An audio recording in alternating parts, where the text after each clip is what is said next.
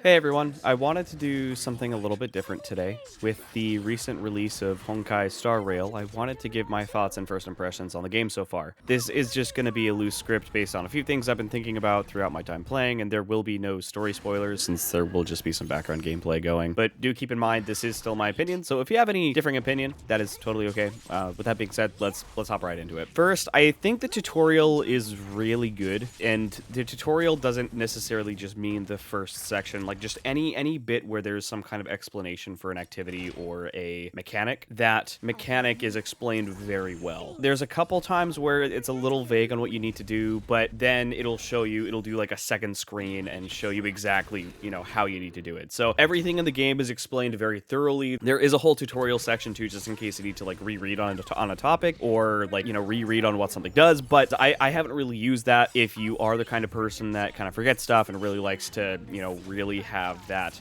tutorial section, there is a section that lets you do that in like the phone menu. And at the tutorial, story-wise, there are a lot of literary elements, and this is a theme throughout the rest of the game, at least up to the point that I've played so far. There's a lot of literary elements used to start off that kind of continue throughout, that mesh really, really well together, along with the effective teaching of the mechanics of the game. The gameplay itself is really fun, and it's a nice twist on the turn-based combat. When I first played it, I initially thought it was very similar to mobile games that I played in the past, and that is true. It is very similar to that. It has its own unique twist, and I really like the way that it handles the turn-based combat. There's a lot of fun synergy and potential with a lot of characters that I tried out, and I'm really excited to see what kind of characters they bring out in the future, so I can further optimize and synergize my team to the best of my ability. It also seems decently easy to earn Star Jade for warp poles. I've accumulated over 50 special Star Rail passes just playing the game, and the game will also give you a decent amount of regular passes as well to help you hit the beginner's pole maximum, which is like 50. I think you need 40 of the regular Star Rail passes to hit that threshold, since there's a discount on the beginner banner. But the game does give you a decent amount, and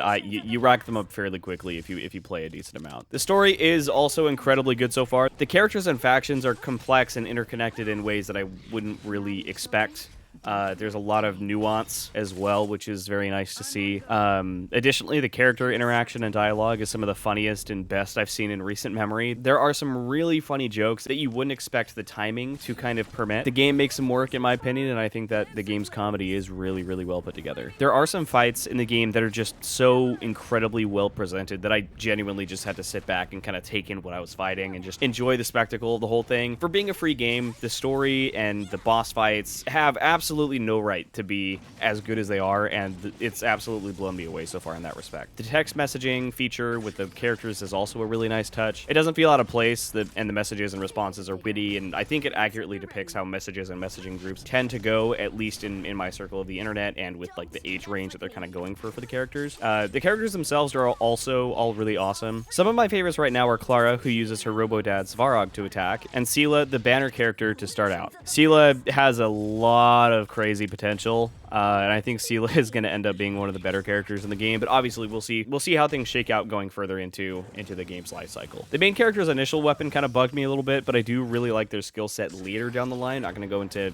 territory there because that does enter spoiler territory, but I'm excited to see some of the other characters like Silverwolf and Kafka become available via banner at some point in the future, if that's at all possible, since they were both really fun in the tutorial. Silverwolf reminds me of Kassadin from League of Legends, and Kassadin was my main, so I'm excited to see how Silverwolf kind of shakes out and what kind of character they'll be whenever they do get released into a banner of some kind. I think the game has a lot of potential, and I'm really, really, really excited to see where things go from here. I've sunk a lot of time into it so far. I'm already Trailblazer rank 30, and all my characters are up to level 50 already. I only have one of my characters out of the main 5 that I'm using that I haven't like fully kitted out yet with relics and stuff, but this is definitely one of my favorite games right now, and I'm very excited to dive deeper into the universe and kind of get to know the characters and worlds better. Anyways, this was just kind of a quick video on my thoughts on Honkai Star Rail to start off.